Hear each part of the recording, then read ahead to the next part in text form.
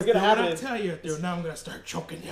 Now I'm gonna start putting the body in a say, bag like, like such. it'll pick up the podcast and domestic violence. Like, Daddy, should I get the gun? Sweetie, go back to your room. Daddy, I have the gun right here. I can shoot the whore right now.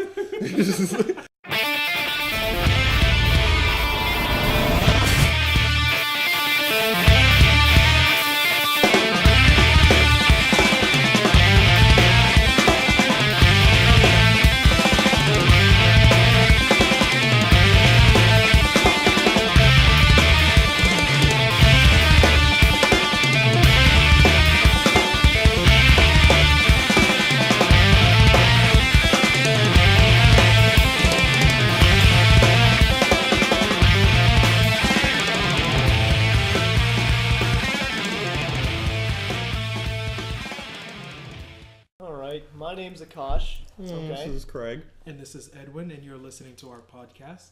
And we'll be viewing in with you maybe once or twice a week to give you your update on all your gaming news and needs, rumors, opinions, and whatnot. Except put through the douchebag filter. I hate you. Oh, it's so professional. You're mean, Akash.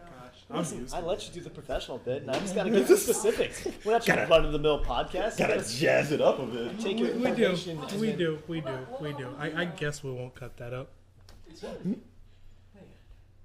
And now we have to talk about some news. Some news. We do. Okay. There's some tidbits about Capcom Akash wanted to discuss with us. Oh, really? Okay. So, what exactly about Capcom do you think you want to discuss right now? Monster Hunter, Ultimate 3. I don't know. We all know you want to talk about Monster Hunter, Akash, so you can just go ahead and lead it off with Monster Hunter. Monster Hunter 3 Ultimate comes out this Tuesday for 3DS and Wii U.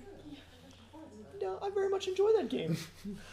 I bet you do. I mean, I guess we can all agree, well, I know especially Akash, you agree, that Monster Hunter is probably one of the few... It's the last bastion of purity that Capcom has as a gaming franchise that they haven't shit on yet. Like, they give you downloadable quests for free and stuff. So that's cool. That's because Capcom doesn't have a model to make things. No, that's because Capcom doesn't want to get lynched by Japanese people. I'm telling you, man. I mean, it's just, Monster Hunter is its own separate culture, man. You don't want to mess with those Monster Hunter Exactly. fans. Those fucking people are really, really resourceful. They'll show up to Capcom HQ wearing fucking armor and shit. They're made it themselves. Approaching the building all tactically and shit. Just from my understanding, what is different from this Monster Hunter than the others? Because I'm not a Monster Hunter fan, so I don't know what this is about. To be honest, it's actually not much, and that's what makes the series successful, because each game builds upon the last in a meaningful way by maybe adding monsters, maybe a few new weapons, and different areas. But that's about it. You don't have a game where it changes every time to where you just don't know what you're getting anymore, and whatever people liked about Monster Hunter will transfer over to the next series. The best part about the series, in my opinion, is that, their business model is like this. They'll make one game, and then they'll make another game, and then they'll make a third game that puts all the content in both those games, all Capcom style, and put it into one game. Super Monster Hunter. So Monster Hunter Tri comes out on the Wii, and it has a lot of stuff from previous games, just kind of like a mixed bag, and it has normal monsters and then high rank monsters, and then Ultimate will introduce a G rank mode, which will basically means the highest rank possible. This is what we call good milking, where it's a good franchise, but it's let's keep. That's actually what we were talking about earlier about Mario Party, where because it's a good series, we kind of accept that they're releasing multiple of them. Yeah. Because it's not a bad series, but it's a good series, so it's if it's not broke, don't fix it. A good example is Monster Hunter on the PSP, their PSP franchise. They had Monster Hunter Freedom, and then Freedom 2, I believe. And then they come out with Freedom Unite, which is a mix of both of those games.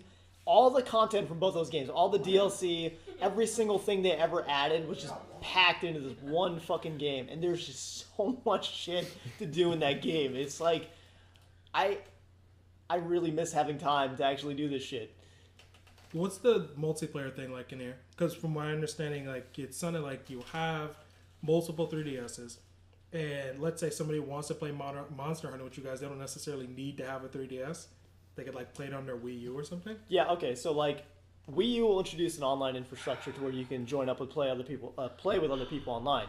Thing is, with the 3DS exclusively, they don't have online infrastructure. They've always done an offline kind of an ad hoc thing.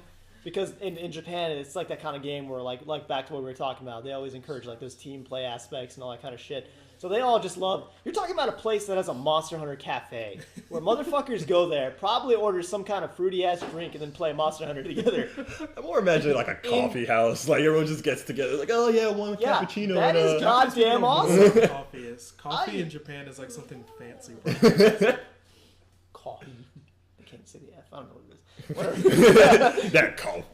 Yeah, no. Point is though, like, so like the 3DS, you can basically like, all right, say you have the Monster Hunter 3 Ultimate for the Wii U, right? And you're playing it on your Wii U, and I come to your house, like me and Craig come to your house with 3DSs. We can play with you while you're on your Wii U, and we'll be on our 3DS. We'll play in the same like hunt. That's pretty tight. So I yeah, must say. and they're kind of pushing that idea that you can take your save data from the 3DS to the Wii U, like. And like vice versa? Yeah, interchangeably. All right, now, is this something that is like launch day working, or is this something that is going to be added later on? Can I do this like from the day I buy the game? What, like transfer data? Yeah. As far as I know, that's launch day. It's just part of the game. Because, I mean, you can even do that technically for like a lot of the PSP games. Yeah, like for Freedom 2, you could just like import your character over if you really wanted to. Because they were compatible games. All right, so let's say if I take it on the road with me and I'm at work, and I happen to level up my well, dude, I mean, let's kill face monsters. it, we don't have a commute system here, so that's not going to happen. That's also a big part of why Monster Hunter is popular in Japan. That's what I heard. 'Cause That motherfuckers because their public transportation is so like big there. Yeah. Like people would literally play these games like That's before it. they go to work. While That's they're interesting. on the bus. Yeah, exactly. So, to be fair, you're actually going to be probably playing this game while you're taking a shit.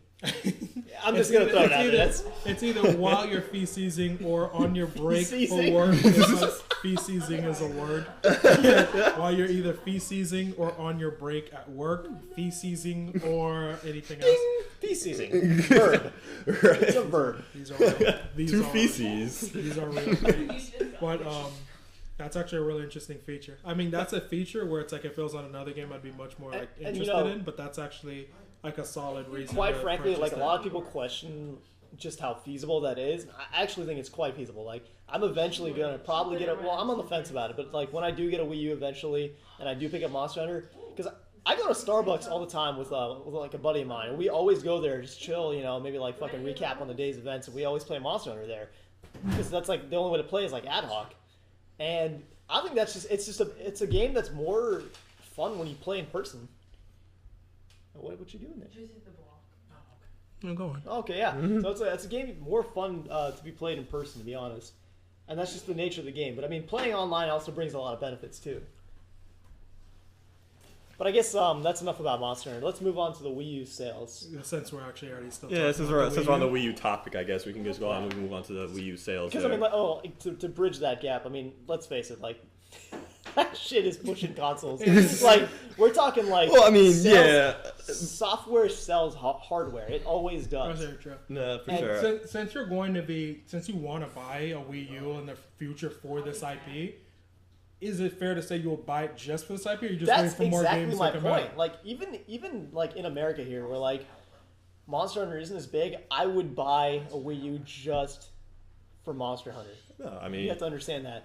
And like, I don't even give a fuck about the tablet ass gimmick shit. A lot of us don't have disposable income like you. no, Yeah, but, right. No, but I to be said I honest, would. I to didn't be say honest, I, don't I tell me, will. like, tell me, Okay. like, tell me if you found out that Metal Gear Solid 4 was just going to be a 360 exclusive. Well, You would if give we some had- second thoughts of whether or not to buy that 360. Now, if I had that much money and yes, it was Metal Gear, I very much would. Let me tell you something. That's a good IP, but it's a niche IP to move units. Well, It's yeah. not the I'll type tell you of what game happened. that moves so I'll tell you what second. happened with me on the PlayStation 3. Okay. It was June 2nd.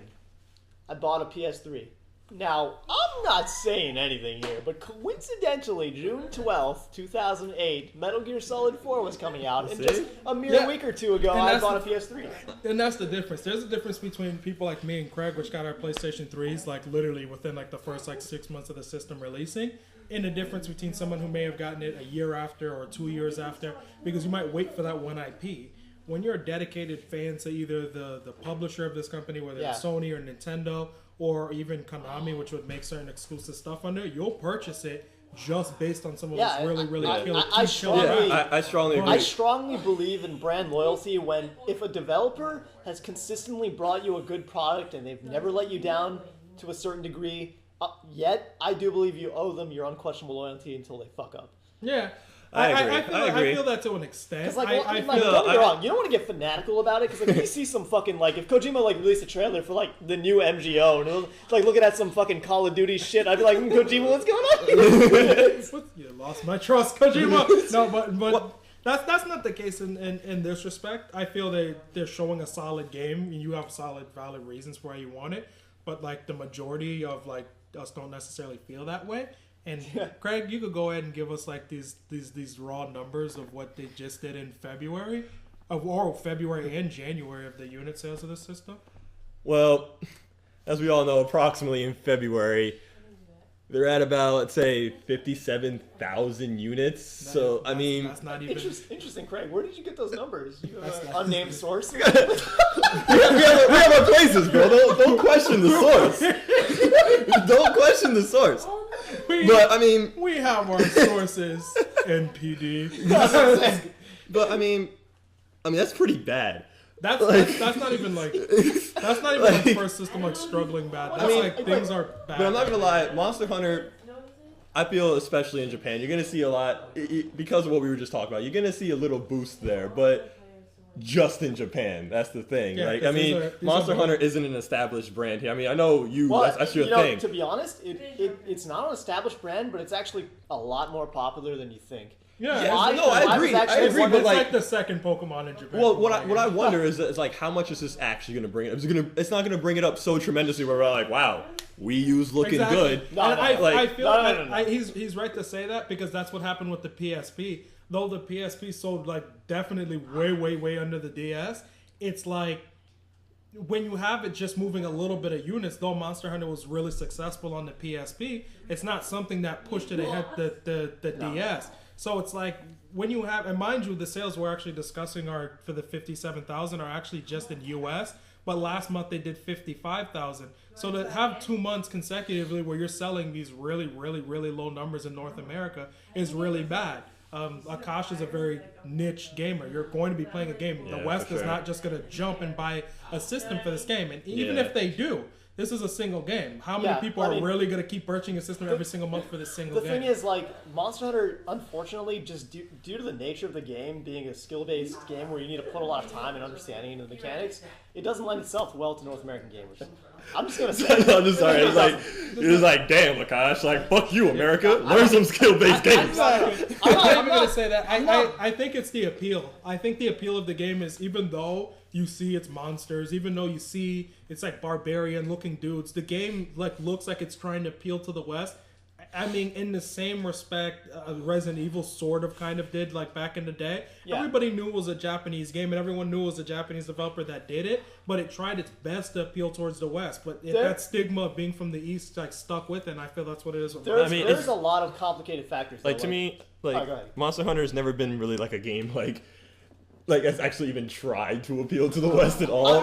It's so Japanese that it's like you can smell it. You can smell it radiating from whatever screen you're playing it from. I would never mistake that game for a game. No, for real. I mean, which is okay though. I mean, I feel like there needs to be more shit like that because I'm a little upset. I wish more games were like that, but I mean. It all comes down to it's just not going to sell here. No, it will because sales have steadily risen for Monster Hunter in the West. It's all about promotion. That's the problem. The game just doesn't get enough exposure, and people don't understand what it's about. And there are certain concessions you do have to make to reach a North American audience, but that's where you draw a fine line between changing game mechanics to be easier and more accessible. Because let's face it, accessible is a modern term for easier. That's all it is. I agree with that, but I feel that even if you do give it the advertisement it deserves, you still might not. You're still not gonna catch the quote unquote casual game. They're not gonna see this commercial and say like, oh man, this is like the Mario I'm getting. This is like especially it's coming out on a Nintendo console. It will never catch in the way that it has in the East. But here's the thing though, it doesn't need to. As long as it has steady sales. Here's the thing. Because while we're talking about this, we'll have to understand that we're all talking about this in sort of move units for a system. It's not Capcom's job to move Nintendo's units. Their game is selling in the East. And even with the 3DS is selling well, but it's selling good enough for Capcom to make money off of their software. I feel they don't really need. And even though I don't want to touch on the topic as a whole, it is like part of it is like Call of Duty phenomenon. It has nothing to do with the game, but I'm saying like people look at sales and they think like, oh man, you see the way that Call of Duty breaks out units. You think that every game has to sell that way to be successful, and it's just not true. Yeah, I agree. I agree. Breaking even is a lot lower than fucking selling 7 million goddamn units. Yes, I feel that there's a difference between selling a normal, and this is a abnormal amount to sell. A success and like that is almost like saying, well, to be a normal movie blockbuster success, you got to be Titanic. You're not going to be Titanic. So it's like we can't rate it by that because it's almost like rating someone's talent by Michael Jackson or something. It's like, look, you're not going to reach these numbers for just cultural reasons and time period reasons. You're never going to reach these type of numbers. I feel Call of Duty falls in that realm. It doesn't mean your game's any worse. It just means this game has reached a base that is so out there to the point where it's going to be difficult to ever capture such a market. Yeah, it's a phenomenon. They brought in a new generation of gamers who were not previously gamers, and their first game is Call of Duty. And the fact of the matter is, that is the demographic that every developer seems to be chasing, and when they don't reach those numbers, they try to break down their game mechanics to make it easier and more accessible in the hopes that they can catch this audience, which is just simply not going to happen just for cultural and time period reasons, as you mentioned. It's just a phenomenon, and it'll come and go. I feel yes or no. They're not going to reach Call of Duty numbers, but they're going to reach bigger numbers than they did before. They will reach bigger numbers than before. Just like because the install base for games are growing, because there's less and less as time passes. There's less social stigma associated with games. Yeah, it all comes down to is like if 80% of the people who are now playing games want this type of game, it's financially viable for me to make a game that's going to appeal to those 80%. I do feel we are getting a little bit off topic. My point was that for Monster Hunter, there are two types of changes that you can make. There are the bad concessions and there's the good concessions. Like a feature that a lot of North American players wanted was like a target lock feature, that you target lock to the monster and you can constantly keep locked on. But a lot of purists say that no, that's bullshit. That's the kind of change you don't make because part of the game is controlling your camera and doing all figuring that stuff. That out, yeah. I don't know about you, but when I'm playing on my PSP, I claw.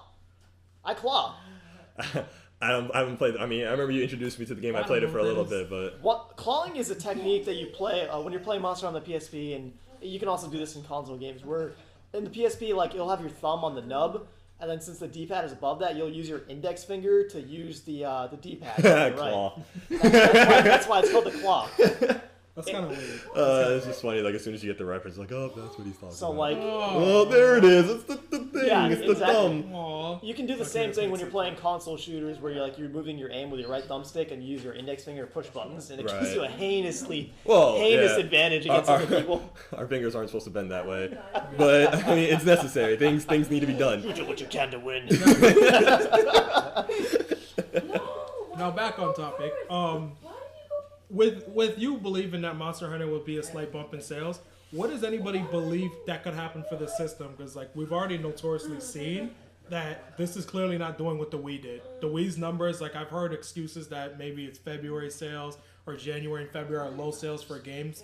I don't know if anybody remembers, but the first 6-7 months of the Wii's launch, people couldn't even find the system. Yeah, the system was doing the biggest numbers I've ever seen any system. But let's face it, that is a cultural phenomenon. That was in no way tied to the merit of the system, which in fact is really not all that high. It introduced a really cool motion control gimmick that ended up influencing other companies while Nintendo ended up ditching it themselves. Because that's literally them just That's very true. That's like them cock-slapping people. Let's just face it. That's true. Mm-hmm. We talked about that. Yeah, look at that. They did it, and they popularized it, and then Sony and Microsoft were like, oh shit, we gotta get on this shit. Nintendo's doing this shit big right now.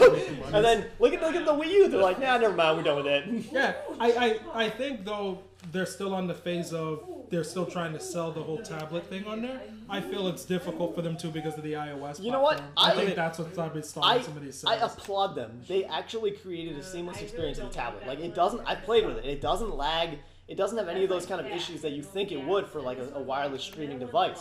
But when it comes right down to it, when I was playing the Monster Hunter Wii U demo with the tablet, I was just like, wow, I could fucking ass murder this monster if I wanted to, if I was just using a controller. But because I'm playing this tablet, it just doesn't feel as good. And yeah, it's cool that there's this screen that I can use to approach my menu and stuff. But anybody who's played more than 4 hours of the game doesn't need that shit.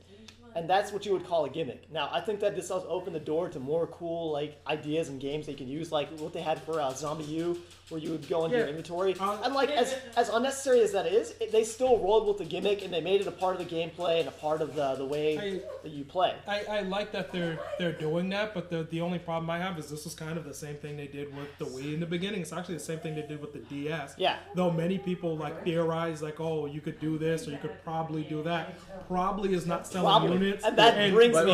Is not going to sell units. To me, what it comes down to. Hold on, right. I just want to make one point.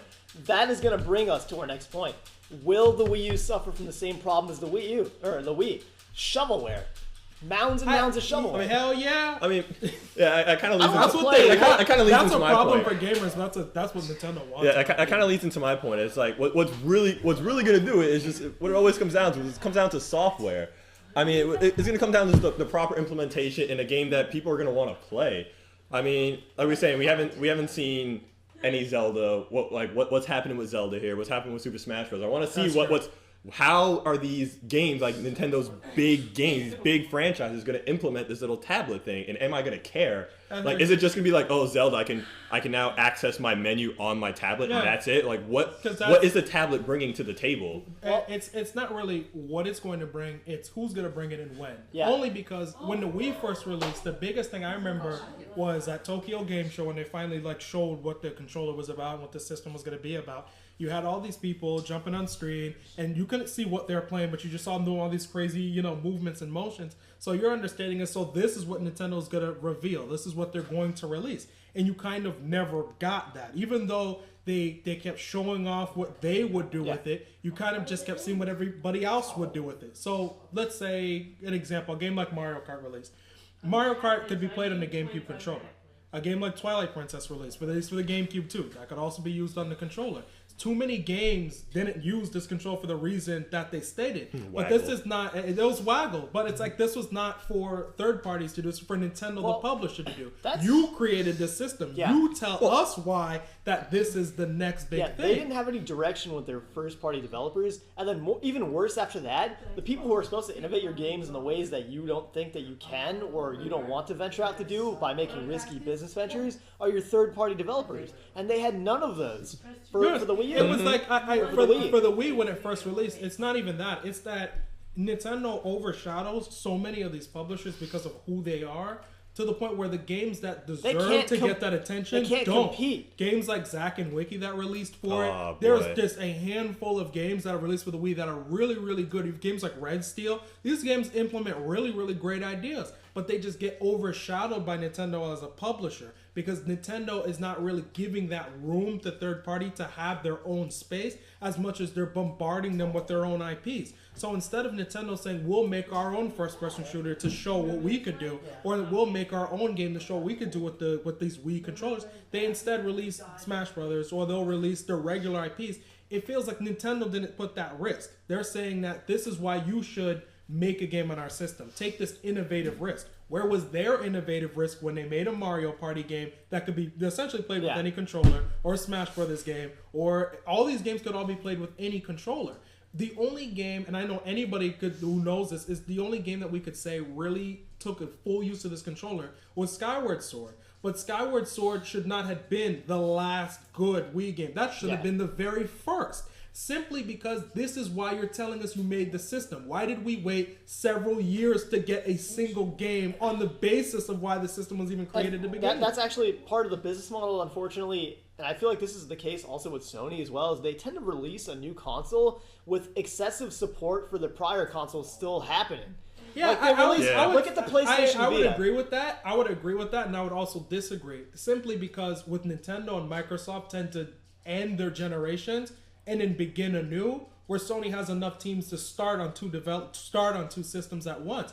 I don't feel that was the case with Nintendo. Their Zelda teams made Skyward Sword, but it took them such a long time to actually get this game out. Even Twilight Princess, people state, well, okay, Twilight Princess released early on. Twilight Princess was a port of a GameCube game. where was your other team making Yeah, the Wii actually, game? That's sort of like my point, though. Even like, if we let's wanna- face it, Twilight Princess comes out, and you would think, wow, this shit should be like a feature for the Wii. But no, it's not. For the most part, most people bought that shit on the GameCube. Yeah, Exactly. so it's like Because which is kind of weird too, because the install base for the GameCube was never even that good. exactly. So I feel like Which is, on a side note, precisely why Wind Waker HD is making a comeback, because they feel like they're like, hey guys, we're really upset that you guys didn't buy Wind Wakers, you jackasses. So we're trying to milk this. Technically, for them business wise, this is not an old game. Like, for real, guys, play this game. I mean, this is like majority didn't play Nintendo this driving up to the Great Bank and just going to a quick money grab, like exactly. That's what they're doing. And I sort of have a problem with that, because I like that Nintendo systems always traditionally had 2 main Zelda games. And I feel you got gypped from the Wii because you didn't really get 2 main Zelda games. You got 1. 1.5. Yeah, so I'd say 1.5 because the other one was a port. Like, okay, if you were to play a PlayStation system, and you know how PSN and Xbox Live have all the downloadables of GTA, you wouldn't say you got 4 GTAs because they ported one and put it in HD. Yeah. So that is a main draw of those systems, is that their new power allows them to be in HD. So when you kind of get these HD versions, we don't count that as a real version. Why should we count this Wii one as a real version? You know what? I do say that out of all the games they could have done a remake out of, for an HD remake, that Wind Waker was a good idea. It is a good idea. No, it is. It definitely is. Atmospherically speaking, they had a lot of good concepts there. It's just that I think that if they were to tweak the game, I could have sworn that they were adding more stuff into this HD version too. I feel like I did hear that. Yes, don't quote me on that. I think that I think they did say something about something new being added. It's not like it's a graphical rehaul, but I heard something there are about it being something like updated areas, that kind of stuff. Maybe even like a new orchestral sound. That would be really just fantastic. I mean, the music of the Zelda series has always been a great. Always been one of its higher points. So is this for this now? Do we think anyone is this, because this is more than a port? This isn't even like Twilight Princess. This port. is like this is being made. So I mean, do we really want? It's not just an HD like money grab. It's also at the same time they're bridging this weird line where it's like, yeah, we're remaking it, but it's also like a semi-HD. rehaul. I've seen what it looked like, and it does definitely look like a rehaul. Wait, at the same time, it's not like a. It's like a 1.5. We're talking about like. Well, I'd say a little bit. We're talking about like 2 Zeldas a console now, though. Is it really going to be okay? We're really going to be talking about later in the year, like, as like say the next generation of systems coming out, we're gonna be like, oh man, you know, we got our Wind Waker remake and a new Zelda one day. Are we really gonna be like this like a couple years from now? I'll be like, hey man, it was really awesome that we also got that that same game again. It's like I feel like almost we're kind of almost getting gypped again. Yes, that's what I feel. I feel that I have that feeling because what they did with Twilight Princess. It's just like a recurring thing. Just as an excuse to say you got 2 Zeldas. Here's the issue. That's next thing you know, next gen I'm gonna get like a remake of like Link to the Past. I have zero. You got what you wanted. You got what you wanted. Listen. I have zero problem with them making remakes because it's kind of like a love letter to your own franchise, and you redo them to make them more accessible for a new generation. Because out of all things that the newer generations don't appreciate, I think it's okay for them to like look at older graphics games and be like, oh well, you know, I'm not used to that, and that's understandable. There's just certain things they're not used to, and I think that a Wind Waker remix would be a great idea. But you can't count that as a new Zelda game. That's some bullshit. That's exactly the point. That's exactly the problem. It's like, and I feel that look, with all the money they have, I mean, they purchased like 1 or 2 new teams. It was the team that did the Xenosaga games they purchased. And it's like I've only seen one game. I've only seen one game that they made. I don't know what it's called something X. But it's new game, open world, and it's on the Wii U, and it's supposed to be this whole crazy mech fighting game. You're talking about Xenoblade Chronicles.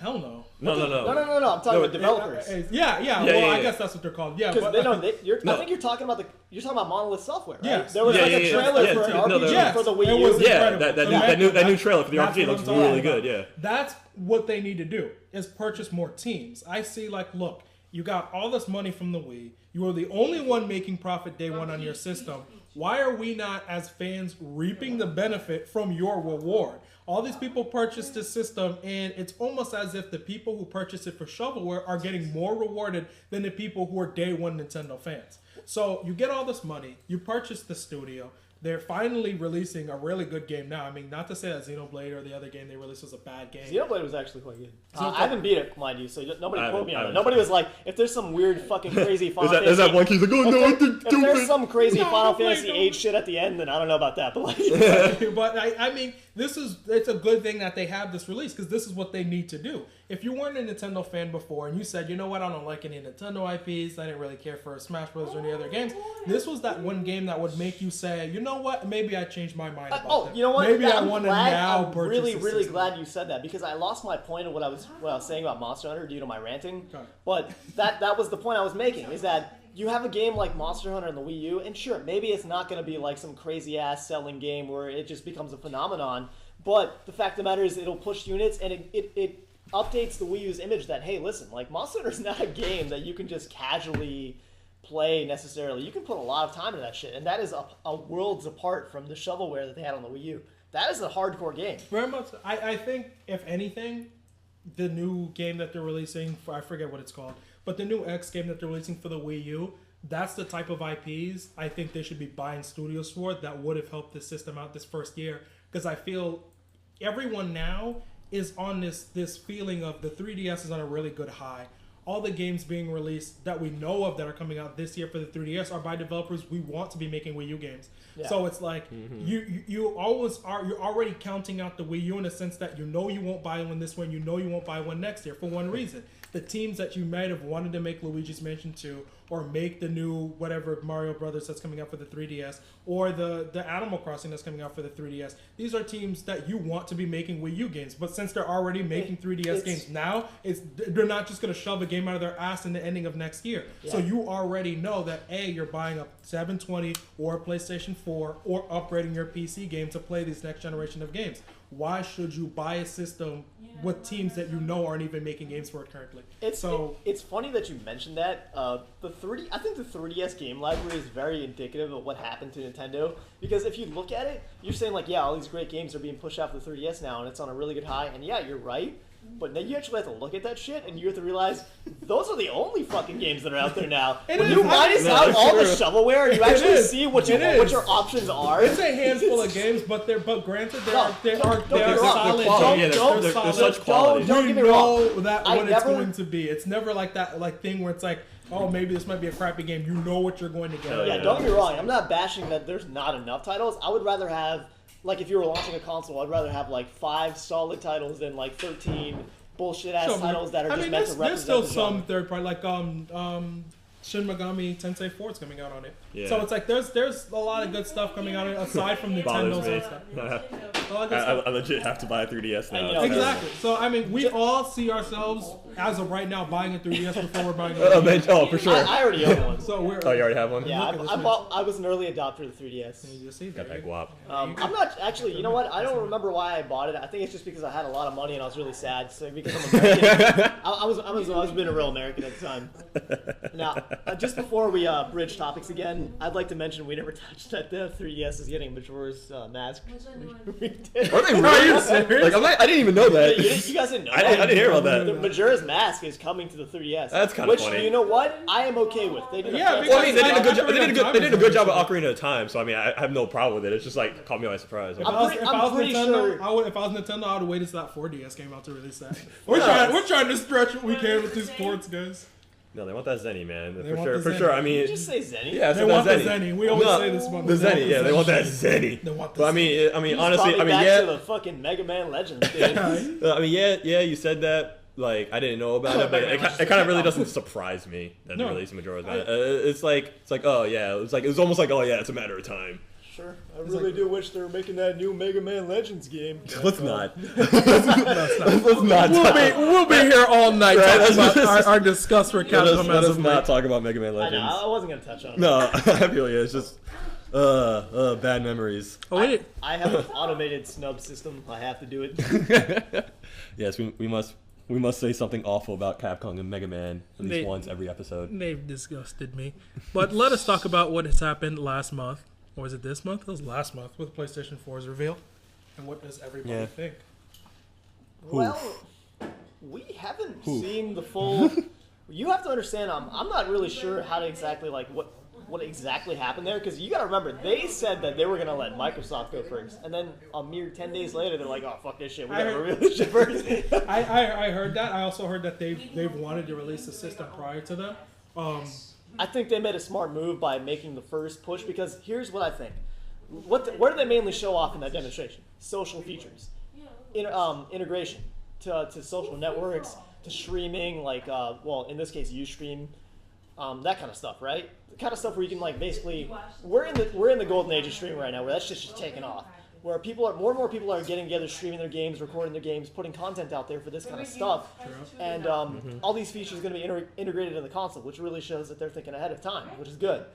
My point is that when you have stuff like that, let's face it, Microsoft is going to have something very similar. It's just going to happen. I mean, they have to. Happen. I mean, they kind of have to. They first said that they were going to let them go first, but if you think about it, if you know that your competitor is going to have that shit anyways, you might as well say that shit first. So, we got him first. We got him first. We did it first. Because you're going to have a large momentum shift of retards who are going to be like, hey, Microsoft is copying Sony. We know it's that because it's like, let's be honest, these systems were not made in mere days. Yeah, like, of course. Of course. I just feel like you fucking realize this. I think the whole Ustream thing is Sony doesn't own them, so it's like though I heard they had a whole deal to have the Ustream thing on there. To my understanding is they don't own them. On top of this, there's other streaming sites out there. Well, like Twitch you know what it is. The thing is that really shows when they said that they do Ustream. That shows how Japanese of a company they are. Because Ustream is actually very it's true. What is with you with the Japanese? Yeah, Sony is a Japanese company. You have to remember that. Okay, you're talking about a fucking company that doesn't have cross-game chats and their shit. I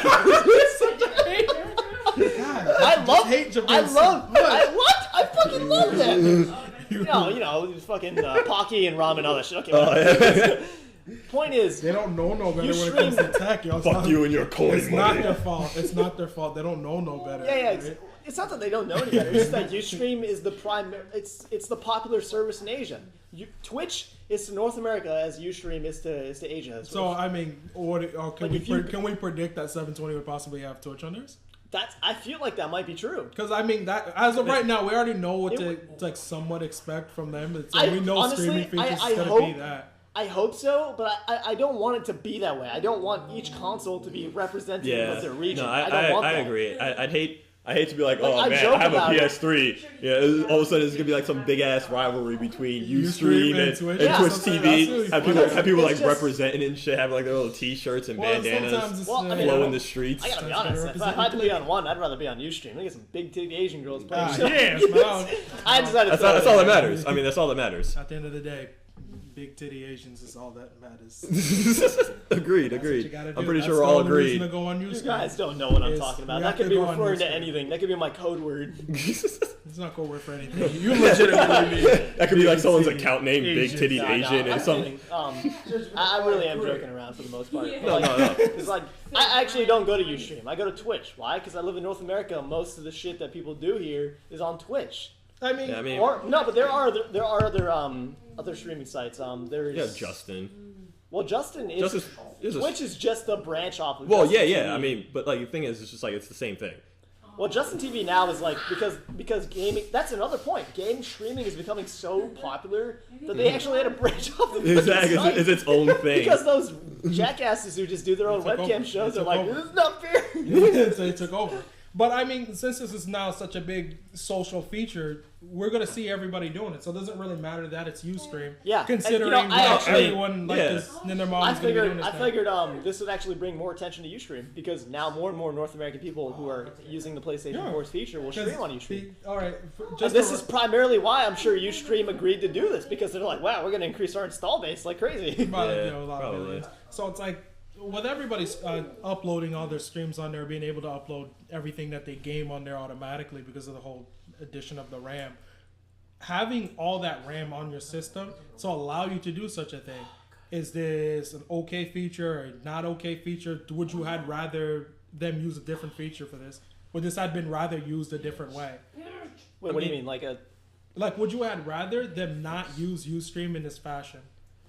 I don't have a problem with what service they use. To me, it's more important that they're actually identifying that this is a phenomenon and they're taking advantage of that. I don't give a rat's ass if they fucking use some unknown. To me, what I'm scared about.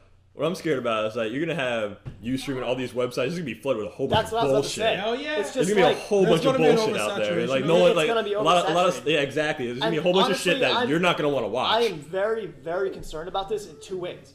Well, first of all, right now it's already hard enough to get your own shit going without being a social personality or a professional player or whatever game you're streaming or etc. You have to work very hard at it, and this very much so. The difficulty of streaming, it pretty much filters out the people who are going to half-ass it. If you're going to get into this thing, you got to put a lot of effort to doing it, and that's what kind of makes it good.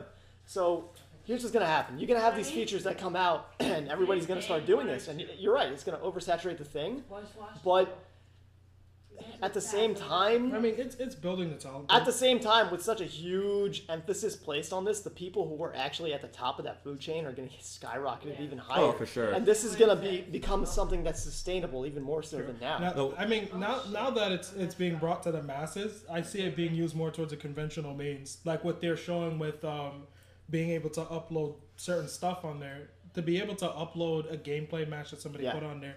Not just for the mere use of trying to show off how many kills you got, just to show that if you're in trouble doing something, you no longer need to describe this to somebody. You could now just upload it and say, what am I doing wrong? And not to mention that, this is going to boost the absolute brand power of the title so much when you have people who are putting out content just like this at the ease of their fingertips. This is free advertising. Yeah, no, for sure. Say that. They're marketing. Oh, hell yeah. Here's my next point. This is the big picture that I'm looking at, and this is what I'm hypothetically looking at. So I want your take on this. Now, with all this happening, you're gonna have so many people being able to put out content for games, and you're gonna have this massive online exposure for certain games, and this is becoming a component of this giant esports movement.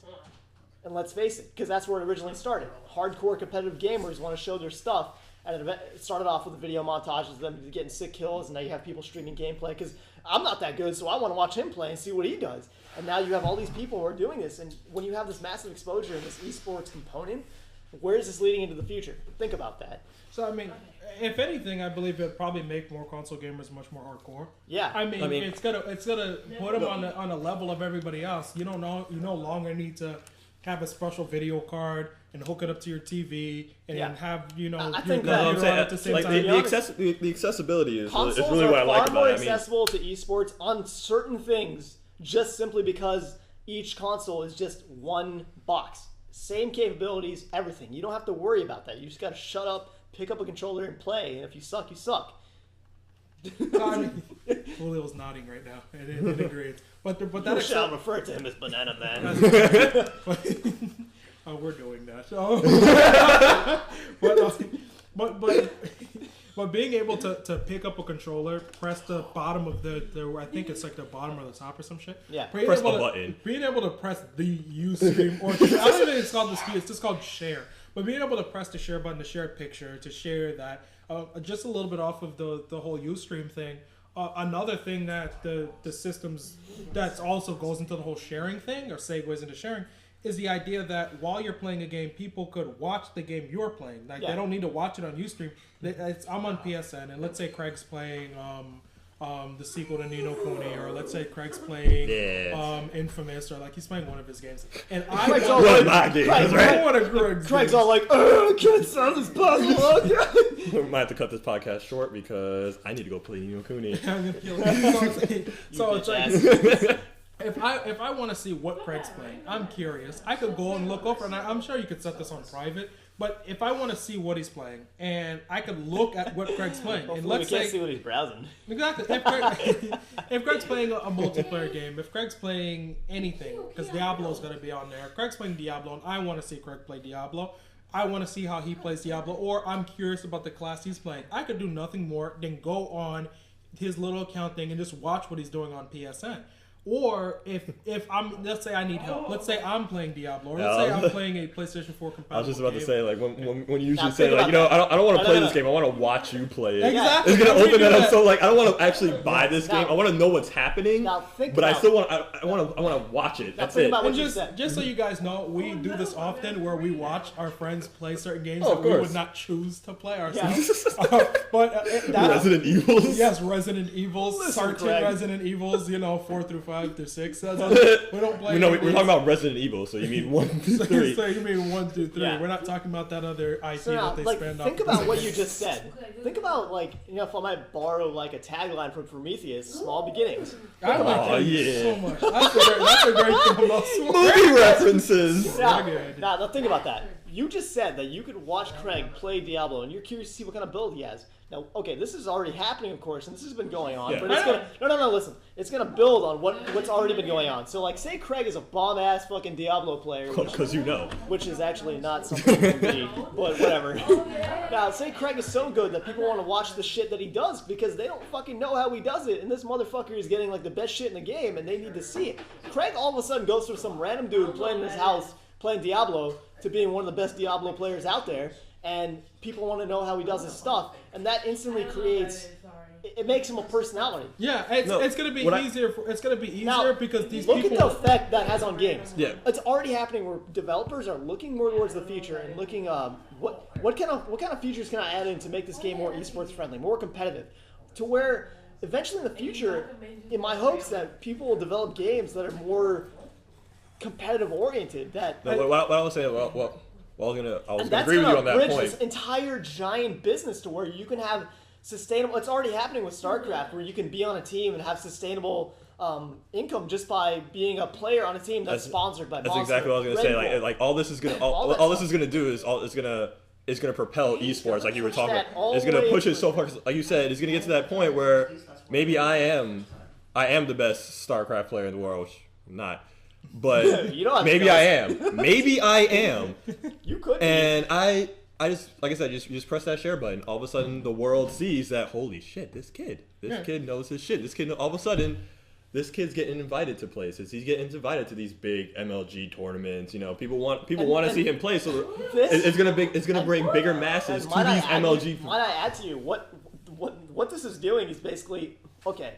League of Legends. Why is League of Legends so big competitively? Besides it having competitive merit, it's a free-to-play game. Yeah, I was gonna say it's free. It's a free-to-play game, which means the install base is high, which means you have a high player pool, which naturally means you have a diverse competition set of intermediate, beginners, experts. Yeah, okay. Well, yeah, they're making that money too. Yeah, don't get me wrong. But you have to understand, League of Legends devs, they host their own tournaments with that money too. They propel their own scene forward. Absolutely. So I feel this whole share thing is going to be great for free-to-play games. Yeah. It's going to be able to allow this whole microtransaction. Let's face it, when you have more people being able to stream and show off their stuff in a game that's going to be highly competitive in the future, what is that going to be? That is eventually going to be a recruiting tool for companies. Absolutely. I agree that happening. For sure.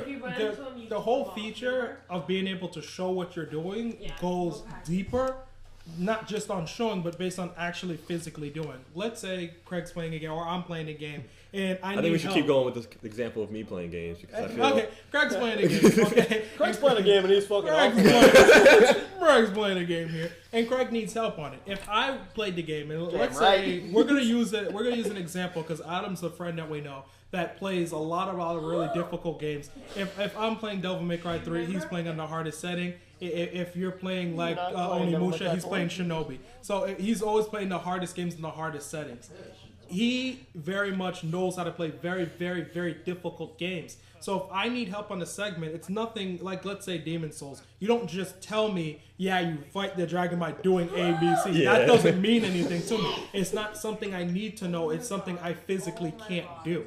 With this new streaming feature they have on there, there's a share feature where if I'm playing the game, I could pass it over to Craig. If he's on PSN and Craig knows how to beat this boss and he's watching what I'm playing, I could literally stream the game onto Craig. Now, they're not saying how limited this ability could be done. I mean, you could get out of some really, really tough spots by having somebody else play through that spot for you. But at the same time, like no one really knows the limitations. That brings some dangers to like trophies. Yeah. Like, That you want to platinum this game for me real fast? But I see that being the limitation. I think because we're not talking about an open source.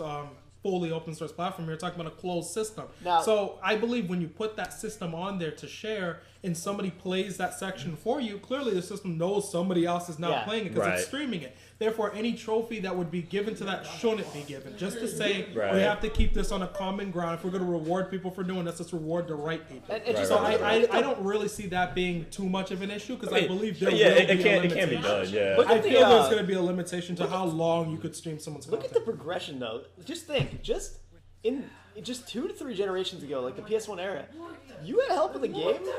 You had to call a motherfucking hotline on the back of the CD. Need help in the game? Well, get the power. Yeah, listen, the key is in the door behind the cellar dungeon over there. That'll be $7.99. but I mean that was only like back in the day, like when like the people couldn't afford the internet. Because I mean, not even that they couldn't afford the internet. Their internet was just slow. It just wasn't even worth it. It's like, Mom, I need to go to the library so I can beat Resident Evil 3. Julio's not here to play it for me, so that's basically the situation would be it. But the idea of Julio's not here to play for me, and Alex from GameFAQs hasn't made another. Exactly. So Alex. Alex. Good old Alex. Alex. Talking about. Good old Alex. I don't know who you are, Alex. And I want to make a quick shout out to Alex. Quick shout out to Alex. You probably helped me beat most of the Final Fantasies. Let us be clear. We do not endorse or support Alex whatsoever. We don't even know him. We don't even know if this man is still alive. He's still making FAQs. But Alex from the motherfucking PS1, the PS2 days, and then 64, that bastard made every fucking RPG FAQ you could think of. If you did not know who Alex was back in the day, man, you just did not play. You didn't beat RPGs. A capital IEX. Hell yeah. Well, so now we're gonna have our own Alex to come play our games in the future later for us. Yeah, we should just start a segment called Ask Alex. Alex, we need you to email us at until we get like 66 letters for him. And we should. About what the system's capabilities was, especially the engine stuff. Were any of you guys surprised at the specs of the units? Because what I remember being rumored before was 4 gigs. I remember 4 gigs, and I don't remember all the real CPU specs or anything like that. Yeah. But I remember 4 gigs was originally rumored for the actual specs of the system. Was anyone surprised that the system went fully 8 gigs?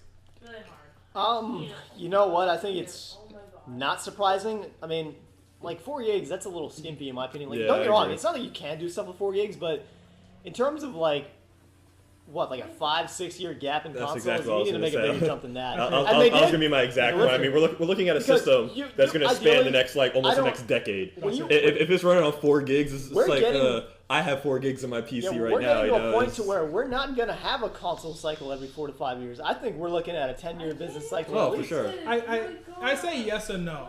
And the only reason I say yes and no is this type of thing happens every generation where it's like, system releases and the specs are really, really beast. Yeah, I guess so. This is a really beast. My point is though, like, if I interject your point for a second, my point is that though, even though consoles have done that in the past, we're like, oh yeah, each new one was like, oh damn, how are they gonna top this shit for the next 10 years? No, it's not like that. But I'm saying like, at least these consoles are coming out with more and more features to sustain themselves and be more replayable in a sense, because it isn't just becoming about can we just top our specs last time. Yeah, that's simple enough. But it's becoming more about what can we bring to the table that'll keep this shit going and let it sustain itself. True. And this content production scheme is going to do that.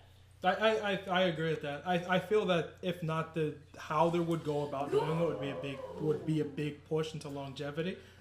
I believe it having 8 gigs is only significant because PC games don't even use 4 gigs. Most PC games would require like 2 gigs at most. Even Crysis requires 2 gigs at most. Yeah, exactly. So I was expecting 4 gigs because there's not even a single PC developer, to my understanding, that you have to have 4 gigs to play their game. So for a console to come out based on a console being limited, like with Sony having their like shared 52 MB and 256 MB and Microsoft having half a gig, you would think that 4 gigs would make sense for the next system based on, well, PCs didn't even use that. With 4 gigs being in every system, it's a little bit different. So, I mean, Craig got 8 gigs in his PC. I have 4 in mine. I think you might have 8.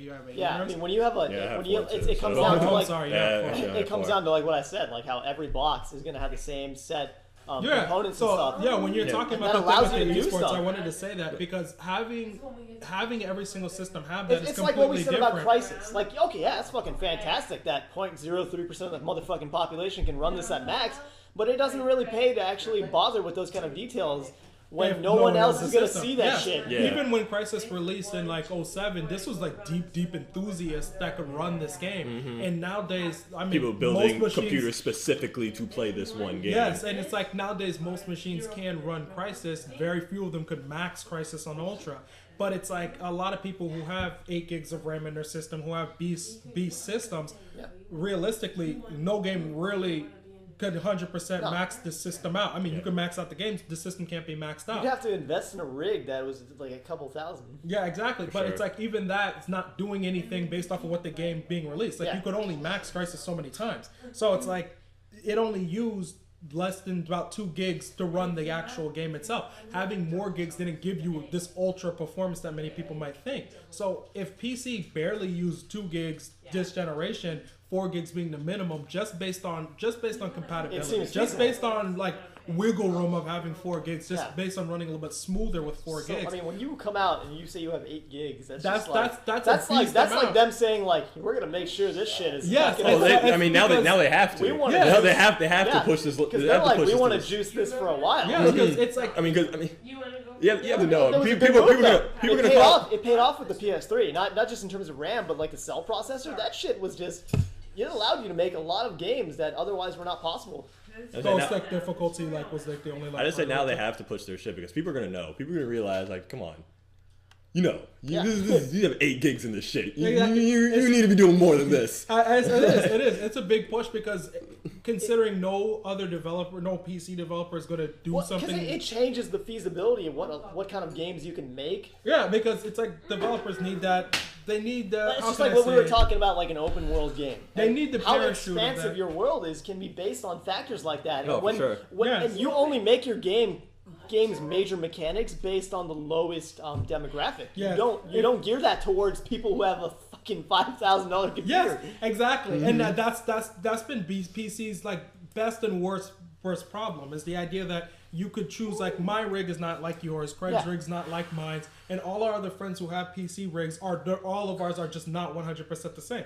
Though we'll have 4 gigs, we might have different cards, our cards might be different powers, we might have different things inside of ours for personal reasons, but that's what causes that compatibility issue. If I'm any developer and I want to make something that runs really beast in a big open world, high-res textures, I don't know that you have 8 gigs in your system. I don't know how many people really have that. But because 2 gigs is the bare minimum, what purpose would it be for the majority to get 8 gigs? So this is why it was not supported. So a console doing this is far greater than any PC doing this because it's not saying, well, we're releasing a PC that has 16 gigs. It's stating we're releasing a console that is going to be released that will, in its lifetime, probably do 100 million like the last systems.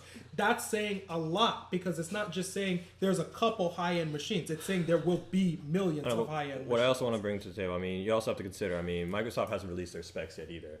So I mean, if it comes down to Microsoft is now putting 4 gigs into their console, we're gonna have the same problem we've had this generation. Where it's like with Grand Theft Auto 4. Having that limited gaming experience just because we have to put it on multiple consoles. I mean, we're gonna have multi-platform games, of course. So I mean, you have to realize that if Microsoft doesn't match this, is it all just gonna be for nothing? Well, yeah, I feel that Craig's like 100% correct on that because what developers want, their dream of what they want, third parties. They want all systems to be equal because it allows them to make an equal amount of money. Oh, for sure. Like it's not like one system is lagging me on the other system that can't. I don't feel they'll do 4 gigs. It's important in the small scheme of things too. Like say me and Craig are like roosting each other in StarCraft, I guess. That's just the game we're gonna use today. Well, that's because you know what I'm talking about. Because I can use this as an example. Because say I have like a beast ass PC. I'm playing StarCraft 2 on Ultra, which I don't know why you would do because it just blocks your vision. Yeah, you just don't do that. But say I'm playing it on like say I have a good enough PC that I'm running this shit at least 60 FPS, right? And say, I play Zerg and I get a bunch of Zerglings and they're just fucking crowding up your goddamn screen and your processor can't handle that shit and you start dropping frames like a motherfucker and I start winning because you can't micromanage. You can't micromanage as well as I can because things aren't running as smoothly for you. These are issues that are inherent in PC games, but not necessarily in console games. And mind you, I don't want to turn this into a console versus PC debate because that's just fucking. Well, yeah, we're not gonna get into that. Personally, I've always thought it was just fucking immature. No, they're different. It's a different world. I mean, you can like your console games, you can like your PC games. It doesn't make you any less of a gamer. Gotcha. Both of them. Word to our people. Yeah, both of them. Your G.I. Joe shit. You're still a man if you play console games. Both of them. I mean, this is a good thing for everybody. I mean, for PC gamers, this is probably better than anything because it means that whatever ports are going to be released, because I don't know. Yeah, their games won't suffer as much. Yes, they won't because it's like there's no company that's saying, well, we're going to just. There's very few companies like say DICE out there that are going to make a game like Battlefield. That's not happening. I felt so bad. Like they were showing off a high-end PC running Battlefield 3 on their tech demo, and console gamers were like, "Yeah." I'm like, this is gonna turn out bad. Like, come sit on my knee. Let me tell you a story. I was to say, like, you freaking know. Exactly, and you got the little console gamers like, Papa, I want to play that game. Come here. Oh, son. But I mean, I agree with that. I mean, but you can't really blame much developers because these games cost a lot of money to make. Why should one developer have to come out and say, you know what, we're gonna take the financial risk, we're gonna run the game and say, all right, guys. We're gonna make our game have 8 gigs required. Come in. Let's say a real great team were to do this, and this game went and did 10 million units. Easy. And everybody said, you know what, since this game did 10 million units and it ran 8 gigs of RAM, this is now the new standard of PC. We're very That's much so, still not enough to get most developers to jump on board. We're very much so hitting that point in the console lifecycle as it is, because you could tell it was getting old when, like, regardless of the merit of the game Halo 4, you get to this point where the second disc is a multiplayer disc, right? Or no, the second disc is a multiplayer disc, and you have to install that shit. Oh my, I feel. You have to install it, which I'm okay with that because I would rather do that than playing laggy ass maps and shit like that, where it takes like fucking 20 minutes to load up a map off a disc. But and you also have like MAG on the PS3, fantastic game. Oh, that game ass murdered. that game ass murdered my HDD on my PS3. Yes, they were fucking Zipper was not afraid to toy with that game. Every time they did an update, that shit was like 2 fucking gigs. A fucking patch was 2 gigs. That's not even a patch. That's a whole game. Right, that's a game in itself. That's like a mini game. I was downloading. It was like downloading patch 2 of 3. It was like a total of 2 gigs. I was like, are they selling me DLC and not telling me about it? Like, they're selling you that on this DLC. Yeah. No, but no, we're definitely seeing some of the age of them. I believe that the age gap is you're starting to see it less and less, but I believe it's because of PC that we start seeing that gap. I think it's because of that people start to notice it.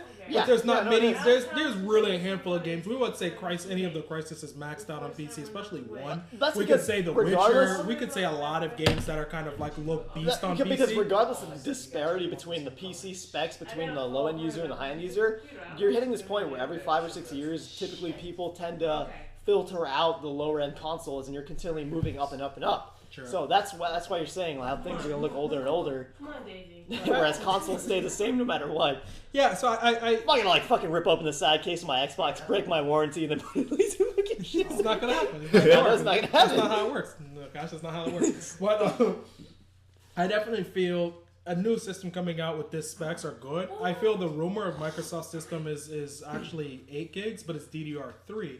And I wish we had. There was I wonder if it's Blu-ray. It will be. It will be. It has to be. For obvious reasons, I'm it's going kidding. to be. It has to be. I'm kidding, but like that was just a stupid fucking decision. I mean, I don't know. The decision's one of these like weird business decisions where gamer-wise it was a dumb decision. Business-wise it was a smart decision for one reason. And that reason would be it was a format that wasn't being it was a format that was new. It was going to cost more money. Yeah, like at the time, it wasn't as it wasn't fully adopted yet. And we still had that war between them and HD, DVD. I guess when hindsight is always 20/20. Yeah. I look at it like this. It's not a bad thing that it's a bad thing for us gamers. Let me redact my statement. it's not necessarily like, I don't think like, oh, those guys are fucking retarded for doing that, but it definitely does suck because what it ended up doing is it influenced largely what kind of games you can make on the 360. Absolutely. But you know what? To be fair, they had an easier architecture from what I understand to program for, and a lot of developers found that to be a lot that was a whole big thing, right? Yeah. How PS3 was a lot of people did not want to develop for the PS3. I heard they gave them like hard time too. Like you got to realize once like these developers got these things, it's like, oh, figure it out. A lot of those fantastic. It wasn't even like, oh, let me help you. Let me show you how to do it. It was like, here's the book. Read that shit. You'll be alright. That's why the PS4 has architecture very much more similar to a PC because that's. I think they learned their lesson. They're like, oh damn. Because let's face it, you didn't have developers pushing this console, the PS3, to its limits until at least halfway through the life cycle. Because once the 360 started feeling a little old in terms of power, and the PS4 still had more juice to be squeezed out of it, developers were like, "Well, shit, we're gonna have to fucking learn this." and that primarily, especially from like Sony's first-party studios, that primarily came from having more space in your format to make a game. Yeah. Even with games like later games that came like Uncharted 3. You think Metal Gear Solid 4 would have been that game was like 40 gigs. I heard that Kojima wanted to have a 50 gig Blu-ray for that game. That game takes up so much space. Does, and you had to install each chapter. Yes. Hell yeah. And that's when you know. That's the level of games that's the type of space it costs to make games like that. Even games like Uncharted 3. Uncharted 3 is like, if you guys heard, things takes 87 gigs. But you know what? That let them do it. That let them create a game that's going to sell consoles. Yes, because they're saying, look, we've got a giant-ass beast, and look what we can do with it in this game. For sure. That paid off for them in the long run because they now have the longevity to do this. They no longer have to worry about making a game limited to that disc or having to make a game with 7 gigs in mind. Like, I don't want to make it sound like having multiple discs is a bad thing, but if you have multi-platform in mind in terms of an open world, you definitely want to have. You don't want it to be limited. Well, okay, anyway, so we covered a wide breadth of topics today, including Sony, Monster Hunter, Capcom. So that's about it for now. I mean, that was a lot to eat. We went into a lot of topics today, so I feel it was quite a bit on the plate there. So I mean, the next few topics we've got lined up, more on Phantom Pain. The new trailer, that new trailer from Moby Dick Studios, right? Is that what they're calling it? This is a real studio. But next segment, we will be talking about Phantom Pain and its relation to Metal Gear Solid. Is it Ground Zeroes? Is it not Ground Zeroes? I don't know. Probably won't even find out for me, because chances are I don't know shit. We'll also be discovering, we'll also be discussing the engines from the East, Capcom's Panta-Ray engine, Square's Luminous engine, and some other things. And we'll also be discussing the rumor Battlefield 4 reveal at GDC, everything past East. And I might just go on a rant about competitive multiplayer. I'll see you guys next time. Nah, we won't. See y'all next year.